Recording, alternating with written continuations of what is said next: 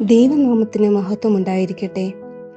വീണ്ടും വരുന്നവനായ യേശു ക്രിസ്തുവിൻ്റെ നിസ്തുല നാമത്തിൽ സ്നേഹവന്ദനം.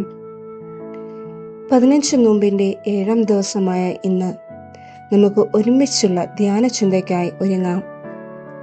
അതിനായി തിരഞ്ഞെടുത്തിരിക്കുന്ന വേദഭാഗം യാക്കോബിന്റെ ലേഖനം 2-ാം അധ്യായം 1 മുതൽ 13 വരെയുള്ള വാക്യങ്ങൾ.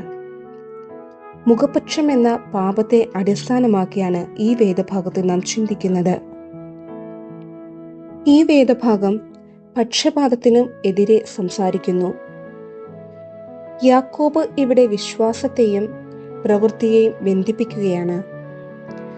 ഒരുവനിൽ വിശ്വാസം മാത്രം പോരാ, അത് അവന്റെ പ്രവൃത്തിയിലും പ്രകടനമായി തീർന്നിരിക്കണമെന്ന് യാക്കോബ് ശ്ലീഹ ഇവിടെ ഓർമ്മിപ്പിക്കുകയാണ്. ധനികനോ ദരിദ്രനോ അതിന്റെ അടിസ്ഥാനത്തിൽ ഒരാളോട് വ്യത്യസ്തമായി പെരുമാറുന്നതിന്റെ ഉദാഹരണവും ഈ വേദഭാഗത്തിൽ കാണുന്നു. ഈ ഭാഗത്ത് നിന്ന് ഒന്നാമതായി നാം ചിന്തിക്കുന്നത് ധനവാനും ദരിദ്രനും എന്നുള്ള ചിന്തയാണ്. നല്ല വസ്ത്രം ധരിച്ച ഒരു ധനികനും മുഷിഞ്ഞ വസ്ത്രം ധരിച്ച ഒരു ദരിദ്രനും പങ്കെടുക്കുന്ന ഒരു പള്ളി ശുശ്രൂഷ. ദരിദ്രനെ അവഗണിക്കുകയും മോശമായി പെരുമാറുകയും ചെയ്യുമ്പോൾ ധനികന് ഒരു പ്രധാന ഇരിപ്പിടം നൽകാൻ പള്ളി അംഗങ്ങൾ തിരക്ക് കൂട്ടുകയാണ്. ഈ പ്രവൃത്തി പക്ഷപാതം പ്രകടമാക്കുകയും യഥാർത്ഥ വിശ്വാസത്തെയോ സ്വഭാവത്തെയോ അടിസ്ഥാനമാക്കിയല്ല, പിന്നെയോ ബാഹ്യ സൗന്ദര്യത്തെ അടിസ്ഥാനമാക്കിയാണ് എന്ന് നമുക്ക് കാണാൻ സാധിക്കും.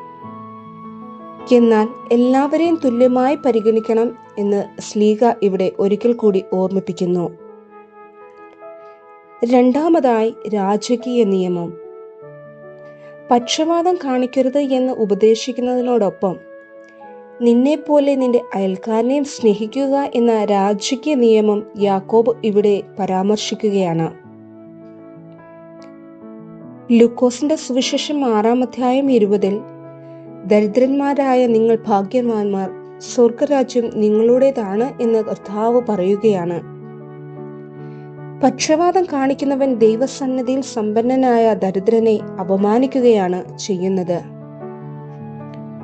മൂന്നാമതായി അന്ത്യവിധിയെക്കുറിച്ചുള്ള ബോധ്യം. പക്ഷപാതവും വിവേചനവും അവയുടെ എല്ലാ രൂപങ്ങളിലും യാഥാർത്ഥ്യവും നിലവിലുള്ളതുമായ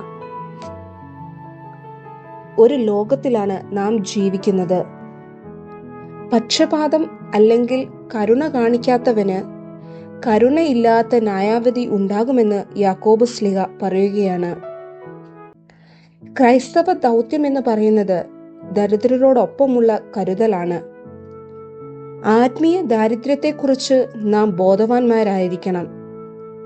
അന്ത്യവിധിയെക്കുറിച്ചുള്ള ചിന്തയായിരിക്കണം ക്രൈസ്തവന്റെ പ്രവർത്തനങ്ങളുടെ പൂർണ്ണ അടിസ്ഥാനം.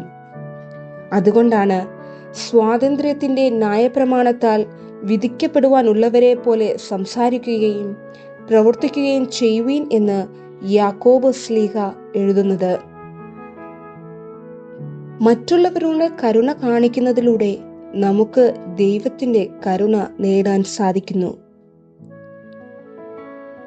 നമുക്ക് ചുറ്റുമുള്ളവരോട് കരുണ കാണിക്കുമ്പോഴാണ് ദൈവകരുണ നമുക്ക് പ്രാപ്തമായി തീരുന്നത് എന്ന് ഈ ലേഖനത്തിലൂടെ നമ്മെ പഠിപ്പിക്കുകയാണ്. പ്രാർത്ഥിക്കാം. ദൈവമായ കർത്താവേ, വിവേചനമുള്ള ഈ ലോകത്തിൽ ആത്മീയമായ ദാരിദ്ര്യത്തെക്കുറിച്ച് ബോധവാന്മാരായി തീരുവാൻ, അപരനോട് മുഖപക്ഷം കൂടാതെ കരുണ കാട്ടുവാൻ അവിടുന്ന് ഞങ്ങളെ സഹായിക്കണമേ. ആമേൻ.